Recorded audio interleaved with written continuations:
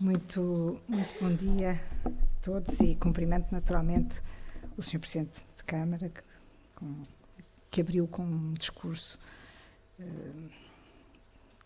que nos ajudou a refletir. Cumprimento naturalmente todos, cumprimento o Presidente da Frente Cívica, o meu caro colega e amigo Paulo Moraes e o João Paulo Batalha, e cumprimento a mesa, esta mesa e a mesa futura, e cumprimento todos os presentes que num dia, no meio de um feriado, no meio de um fim de semana prolongado, vieram de manhã estar aqui para a comemoração do Dia Internacional contra a Corrupção.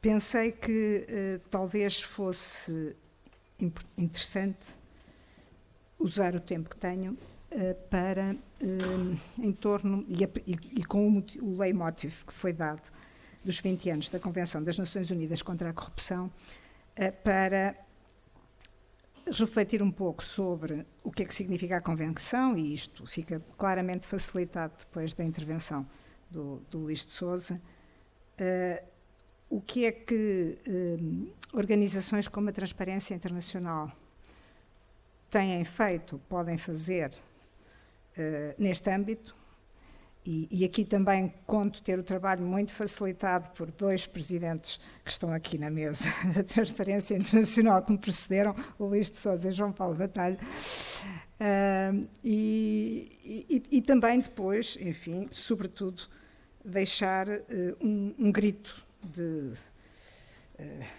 insurreição quase sobre o muito que falta fazer. Porque eu penso que é isso que nos move, é isso sobretudo que me move a mim para estar aqui e estar nas funções em que estou desde setembro passado, sempre em lugares de passagem onde nós damos o nosso contributo para mudar e para alertar para aquilo que é necessário. E, portanto, em relação, de facto, à primeira, digamos, aos 20 anos da Convenção das Nações Unidas contra a Corrupção, e confesso-vos que a minha, ao contrário do Luís de Sousa ou de João Paulo Batalha, que são pessoas que estudam, sabem, lutam, vivem estas questões, não só enquanto cidadãos, mas também de um ponto de vista profissional e de dedicação, a minha ligação, digamos, à transparência veio muito mais recentemente e, digamos, de uma experiência de vida e de uma experiência política reduzida, mas importante, que me levou a achar que, de facto, a democracia depois é muito frágil, e que era muito importante que nós, como cidadãos, eu como cidadã, me interessasse e lutasse, na medida do possível, por fortalecer aquilo que faz perigar a democracia. Isto foi há 4 anos, enfim, quando com João Paulo Batalha me associei à Transparência Internacional. E, portanto, quando olho para estas coisas e olho para a questão da Convenção das Nações Unidas, que o Luís de Sousa também explicou, faço, e peço que tenham isso em conta, com a consideração que pouco sei sobre o assunto e que lhe estou a dedicar o tempo para poder melhor aprender e ler. Ainda hoje havia no público um excelente artigo que é aprender é estar vazio. Agora falta-me o nome, bom, já vou dizer daqui a bocadinho. Convenção das Nações Unidas contra a Corrupção, como disse muito bem Luís, foi criada em 2003, João Paulo tem 4 ou 5 grandes áreas: a prevenção, a penalização, a recuperação de ativos, a cooperação internacional e a troca de informação entre Estados. Foi criado em 2009 um mecanismo de revisão, de monitorização, que, como também foi dito, no fundo tem digamos, a obrigação de regularmente reportar o que é que está a ser feito. Em Portugal houve 2 relatórios, penso eu, houve um primeiro relatório em 2012 e um segundo relatório em 2021, que no fundo pretendem ver o que é que se passou.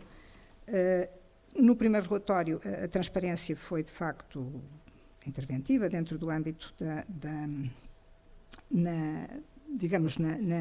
na análise e inclusivamente através de um relatório sombra que foi produzido relativamente ao relatório saído.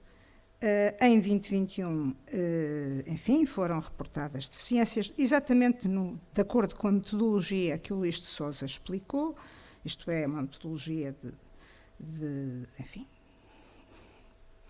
documental e depois com uma avaliação internacional, ou melhor, com 1 hora de audição às pessoas envolvidas para estarem numa sala sem preparação, tanto quanto pude perceber, relativamente àquilo que tinha sido, por exemplo, a avaliação do Governo.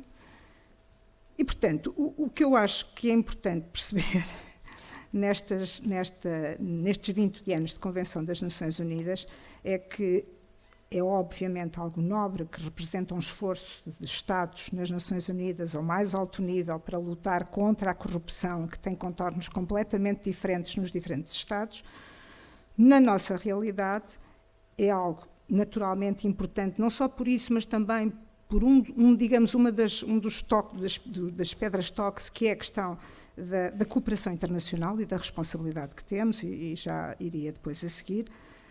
Mas é óbvio que são processos que nos devem ajudar a ter forças para aproveitar as oportunidades, nomeadamente formais, destes relatórios e destes prazos para intervir, mas não nos pode chegar, porque é manifestamente pouco a forma como podemos estar presente e fazer chegar voz a estas, digamos, nestes marcos históricos, como é e como foi, por exemplo, a Convenção das Nações Unidas. O que é que eu quero dizer com isto? Ou de outra forma, o que é que para mim é verdadeiramente importante? Penso que muito daquilo que foi dito e que tem a ver com, primeiro, só um sentimento de crítica ativa e de participação ativa da sociedade, ou diretamente de uma forma, digamos, aberta, ou sobretudo de uma forma organizada, com organizações como a Transparência Internacional, como a Frente Cívica, etc. Ou nós, basicamente, aquilo que teremos é, 20 anos depois, mecanismos que funcionam do ponto de vista formal, que dão relatórios que são intocáveis do ponto de vista do processo como são elaborados, mas que, objetivamente, não mudam nada. Ou não é por existirem que alguma coisa muda. E eu penso que isso é algo que nos deve fazer refletir, voltar cada vez a esta situação, digamos, a estes processos, sem deixar de enobrecer aquilo que significa e que significou esta Convenção, mas também sem deixar de nos exigir uma responsabilidade muito forte sobre o facto de que não basta haver uma Convenção e haver mecanismos, digamos, de monitorização daquilo que os Estados vão evoluindo e de que Portugal foi evoluindo, que é aquilo que nos interessa, mas é preciso que, primeiro, que essas avaliações sejam avaliações com profundidade e, segundo, que sejam avaliações que tenham impacto na sociedade. E sobre isso eu penso que nós não teremos que ficar muito satisfeitos, ou pelo menos não podemos ficar satisfeitos. No preâmbulo, aliás, nos primeiros artigos, a questão aliás, no preâmbulo mesmo, da Convenção, há um conjunto de ideias que eu acho que ao relê-las agora recentemente, eu pensei, mas é mesmo isto? E é mesmo isto, por exemplo, neste momento, em Portugal, em que se diz, obviamente, que a Convenção, o objetivo é promover e fortalecer as medidas para prevenir e combater de uma forma mais eficaz a corrupção. Portanto, corrupção é o conceito-chave. E depois diz porquê? Porque numa frase tem este conjunto de ideias. Por um lado, porque isso é fundamental, o combate à corrupção, para a estabilidade e a segurança numa sociedade. Todas estas são palavras da Convenção.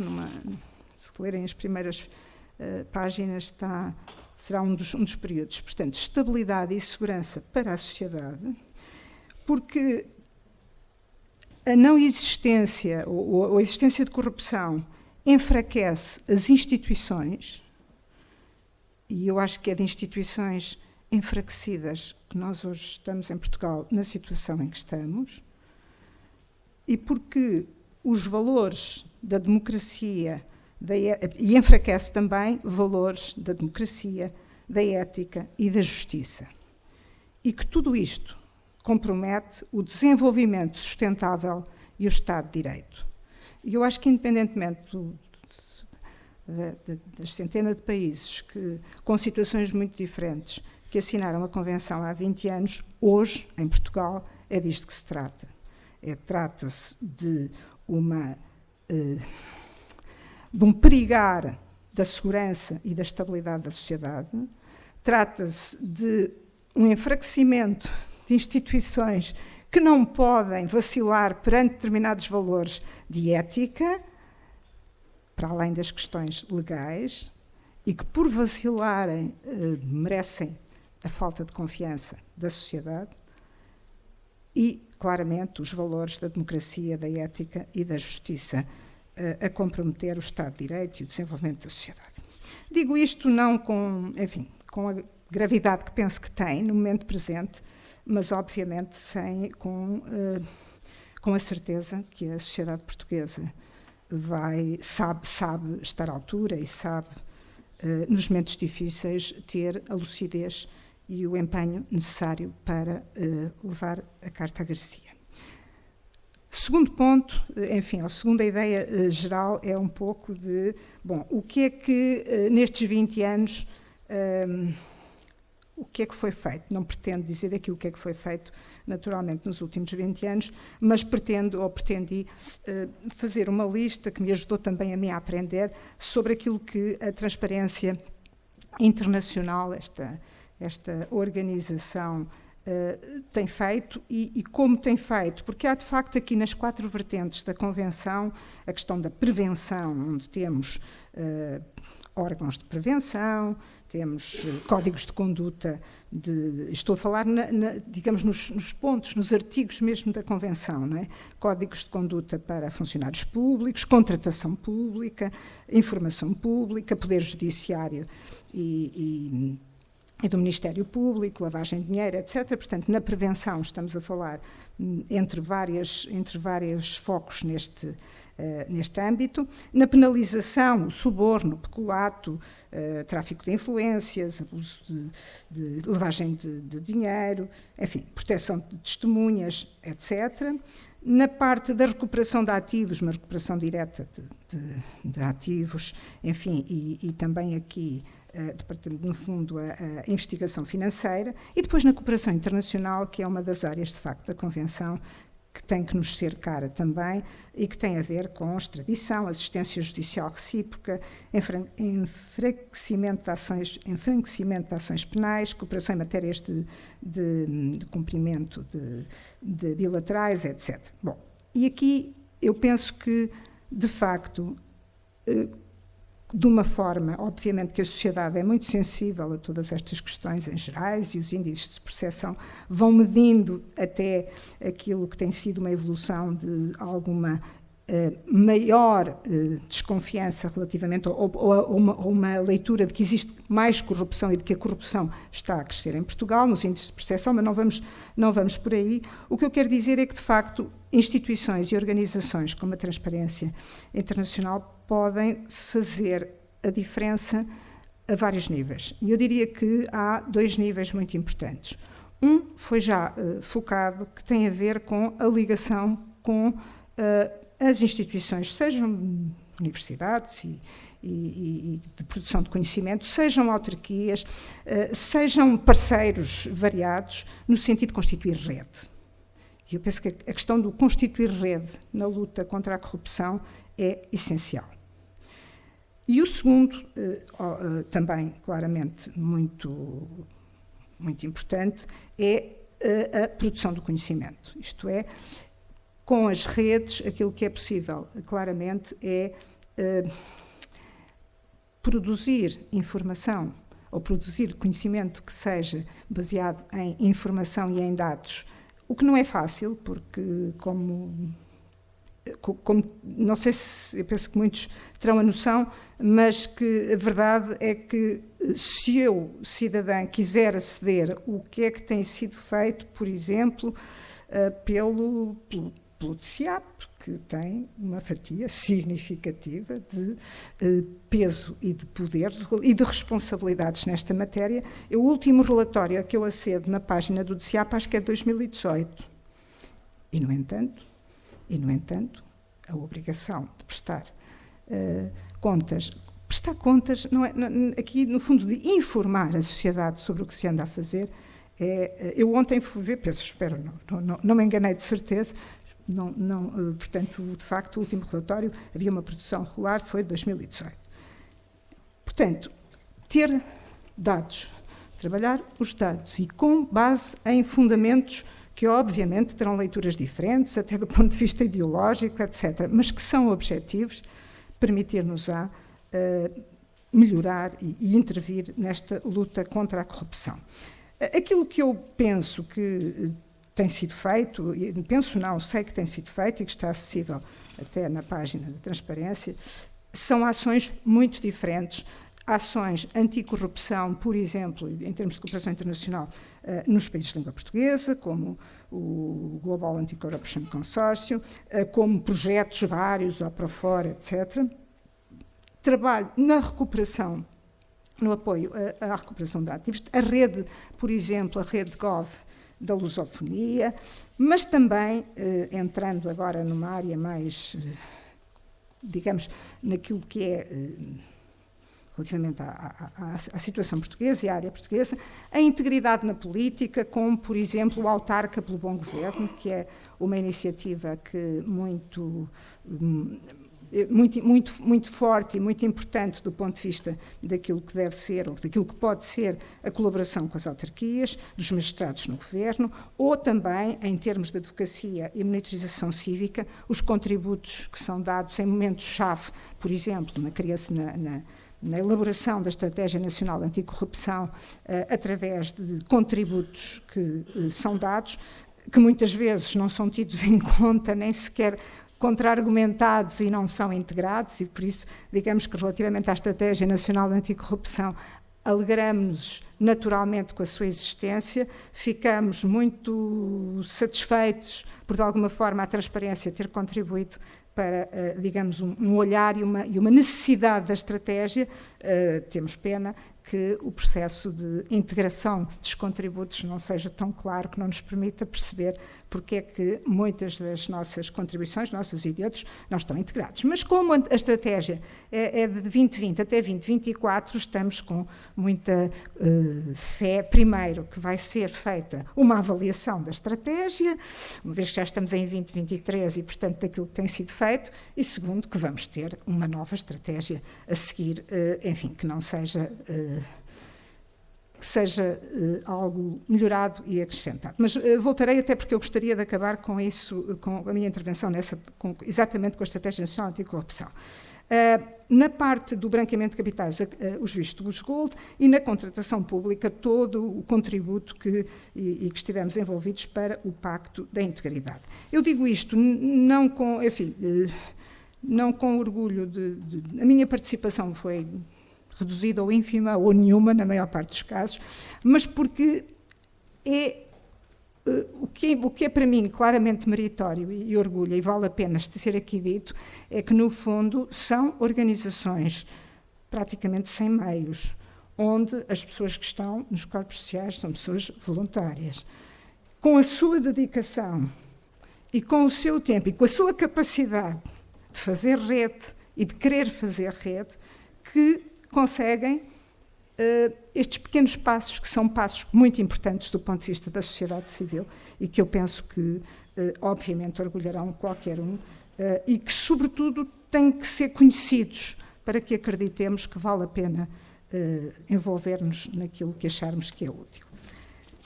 Portanto, o que foi feito, foi certamente feito muita coisa, e do ponto de vista mas acho que vale a pena, talvez, agora passar, e seria o meu último ponto, acho eu, por 4 ou 5... Olhar para Portugal, olhar de uma forma superficial, naturalmente, nestes momentos, mas para 4 ou 5 itens e pensar que foi feita alguma coisa, mas falta fazer muito. E é bom sempre faltar fazer muito. A questão é nós termos consciência como é que estamos, não é? Como dizia o Luís, isso é que é o que ajudará mais, é termos consciência e não termos, digamos, medo de ver onde é que estamos. E eu iria, portanto, e estou de facto a passar alguns destes pontos da prevenção, da penalização, da recuperação de ativos, não passarei muito, mas da cooperação internacional, de que fala a Convenção. Bom, e o primeiro, claramente, é o MENAC. O MENAC, o Mecanismo para a Estratégia Nacional Anticorrupção. O MENAC, que é algo que foi feito, e, portanto, podemos dizer, aliás, é claro, e isso aparece até nas recomendações em termos da Greco, há 15 pontos, 15 recomendações, nós, na última avaliação, apenas cumprimos 3, e houve uma melhoria, e uma das melhorias foi exatamente a criação do MENAC, porque foi, lá está, nesta parte da prevenção, nos órgãos de prevenção, nas políticas e nas práticas da Convenção, bom, é algo que foi feito e foi criado exatamente para acompanhar a Estratégia Nacional Anticorrupção. Bom, e sobre o MENAC, aquilo que eu acho que é importante nós termos consciência é que o MENAC existe, mas o MENAC será uma estrutura para não fazer nada, a menos que mude alguma coisa. E é esse o mudar de alguma coisa que é aqui de alguém, que eu acho que neste dia vale a pena fazer esse grito de insurreição, como eu disse, não de revolta. E porque, enfim, vários motivos, podíamos aqui, não vamos aqui discutir o MENAC, mas de facto, nesta semana, no Festival Transparente e numa iniciativa que a Transparência Internacional promoveu na passada terça-feira, onde estivemos o MENAC, a entidade para a transparência, tivemos também, enfim, tivemos o think tank da PGR, a dinamizadora, e tivemos a inovação social. A inovação social no sentido de uma leitura de alguém que trata com pequenos projetos e que, quando trata com pequenos projetos e olha para os mecanismos que têm à sua, nomeadamente para acesso a fundos europeus, sente-se completamente impotente face à complexidade, à brutalidade daquilo que é a burocracia, no mau sentido, naturalmente, e que está muito desenhada para aqueles que têm conhecimento ou que têm meios para aceder à tecnocracia de, por exemplo, elaboração de candidaturas. Bom, é algo marginal, mas era uma perspectiva que também esteve em cima da mesa neste debate. Mas voltando ao MENAC. Bom, e o MENAC, aquilo que vimos claramente é que, dito o seu secretário-geral, é que há uma falta de meios, que é normalmente sempre o que toda a gente diz, não é? Porque, de facto, os meios não abundam, os meios correspondem a escolhas e, portanto, se não há uma escolha nesse sentido, obviamente não é possível. Uma falta de meios. Embora o MENAC tenha um orçamento de 2 milhões é pouco, se olharmos para o orçamento da Justiça, mas é muito se olharmos para o orçamento, se calhar, de uma universidade. Tem um orçamento de 2 milhões, e, portanto, basicamente, aquilo que decorreu foi, bom, nós não podemos fazer nada porque não temos muito... Não podemos fazer nada, porque não temos meios, não temos autonomia administrativa financeira, porque não temos uma série de coisas que temos que ter. Eu não sei se tem que ter... Meios certamente tem que ter opções. Mas deixem-me dar uma nota. Quando se cria um mecanismo como o MENAC, que vai ser muito importante do ponto de vista da Estratégia Nacional contra a Corrupção, e independentemente da idoneidade da pessoa, que é de facto alguém com uma experiência de vida e com um currículo irrepreensível e com uma pessoa absolutamente idónea, como é o presidente do MENAC. Mas quando se escolhe por nomear alguém para a presidência do MENAC, que é conselheiro jubilado e que não tem nenhum currículo relativo, posso estar a dizer, que tenha a ver com a corrupção, está-se a dar sinais. Está-se a dar sinais à sociedade.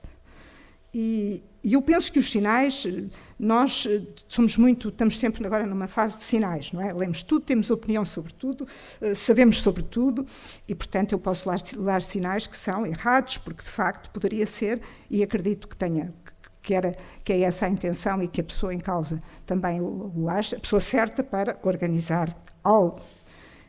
Mas a verdade é que nós, passado um tempo, e quando o MENAC continua a achar, 2 anos depois de ser criado, ou 3, já nem sei, que não pode fazer nada e que não... Há qualquer coisa errado. Há qualquer coisa errado e eu penso que os sinais têm que ser sinais de que o MENAC tem que ter atividade. O MENAC tem que ter um plano, mesmo com os meios que tem. E eu diria, enfim, que este é, por exemplo, um ponto onde eu acho que é preciso focar. Eu também perdi nas horas. Concluir. Tribunais, não vou. SIAP, não vou. Administração pública, pois, eu falei muito sobre o que não era. Não, administração pública e a questão da contratação pública, pactos de integridade. Fez-se muito a trabalhar os pactos de integridade, é um trabalho absolutamente meritório, mas eu não tenho dúvida que o que é necessário é tornar as coisas mais simples. Do ponto de vista, e quando eu digo mais simples, sem colocar em causa a questão da coisa pública. Quando nós, com os meios que temos hoje, quando falamos da inteligência artificial, quando falamos de nós temos inteligência artificial, estamos a ser reféns da inteligência artificial que nos diz para lá o guarda-chuva, ou para ir por aqui, que está... Nós temos que ter, na contratação, um registro em real time, num processo público transparente, em que toda a gente possa ver exatamente o que é que acontece e o que é que está a acontecer nos processos, que qualquer cidadão possa consultar a qualquer momento, colocando com transparência a responsabilidade de quem decide escrutinável, é absolutamente essencial. E, como sabem, do ponto de vista da contratação pública, isto é muito típico nos países do Sul, em que a contratação pública é extremamente complexa, depois há revisões e revisões e revisões e revisões para ir sempre respondendo às falhas, mas basicamente aquilo que estimula é o contorno, o contorno no sentido de ultrapassar a dificuldade e, sobretudo, a criatividade, que poderia ir para outras áreas dos agentes, nomeadamente na administração pública, que pretendem, como o MENAC, fazer contratação sem conseguir. Agora, e isto é importante, porquê? Por vários motivos, mas sobretudo porque nós não queremos uma sociedade onde quem tem maior capacidade de intervenção no mercado, e agora estou a pensar na contratação pública, estou a pensar, nomeadamente em áreas complexas, como, por exemplo, a área tecnológica, onde aquilo que nós temos é 2 ou 3 operadores com, digamos, negociação entre si, de forma alternada, a dominar e a tirar margem a quem decide os processos na administração pública. E ou nós não estamos a ver isto porque não queremos ver, ou nós não estamos a ver isto porque somos incapazes de ver isto. O que nós temos que ter, de facto, é uma sociedade onde o acesso digamos, ao fornecimento da coisa pública seja, obviamente que haverá negócios diferentes, com estruturas diferentes, mas seja aberto a qualquer um e que o processo de contratação seja um processo escrutinável e evidente para qualquer um. Eu concluiria, de facto, dizendo o seguinte. Penso que, por muito que façamos, temos sempre muito a fazer. Estamos num momento em que, simbolicamente, mas não só, torna-se muito evidente que que as questões da corrupção, da grande corrupção e da pequena corrupção, podem ser muito perigosas do ponto de vista da nossa democracia e das bases que a temos. Há relativamente poucos dias eu ouvia um responsável dizer que em Portugal não há corrupção, um responsável na altura até ligado do Governador do Banco de Portugal. E eu acho que anda noutro mundo, não é? Porque se nós vermos que a pequena corrupção, e o exemplo que o João Paulo deu é muito claro, a pequena corrupção que mina é aquela onde os processos intimidatórios e a própria sociedade, não é? Porquê delatar essa corrupção? Isso é natural, é só um jeitinho. Portanto, estamos num momento crítico do ponto de vista daquilo que é um sinal de que, do ponto de vista do sentido institucional, a ética tem que ser sempre, digamos, um valor incontornável. E eu penso que a Estratégia Nacional Anticorrupção, que tem um período de 20 a 24, que foi uma primeira estratégia, enfim, e que, portanto, podemos ver como um primeiro passo importante do ponto de vista do país e do ponto de vista institucional, do ponto de vista nacional, na luta contra a corrupção, de uma forma estruturada e sistémica, institucional, que é isso que deve ser, nós devemos ser muito exigentes relativamente àquilo que é, ponto 1, o que é que tem sido a estratégia, ou de outra maneira, estamos em 23, estamos no final de 23, o que é que foi feito e o que é que não foi feito? Algumas coisas foram feitas, muito não foi feito, independentemente com toda a ideia da melhoria contínua, é um bocadinho de facto, o primeiro passo é o diagnóstico. É absolutamente essencial que não façamos como avestruz, colocando a cabeça dentro da terra, mas que olhemos, tenhamos a coragem de fazer uma avaliação. 2023 é um bom ano para fazer um relatório e 2024 para encerrar, porque ter documentos, sejam as convenções transnacionais, sejam os documentos, sejam as estratégias nacionais, só para fazer um cheque na lista daquele do to-do, dos códigos de conduta nacional, é claramente pouco, eu diria que é nada quase. Aquilo que é importante é que a estratégia nos ajude a combater a corrupção e que nós tenhamos consciência de que o está a fazer e como o está a fazer. E eu penso que este é talvez o desafio maior da transparência internacional no próximo ano.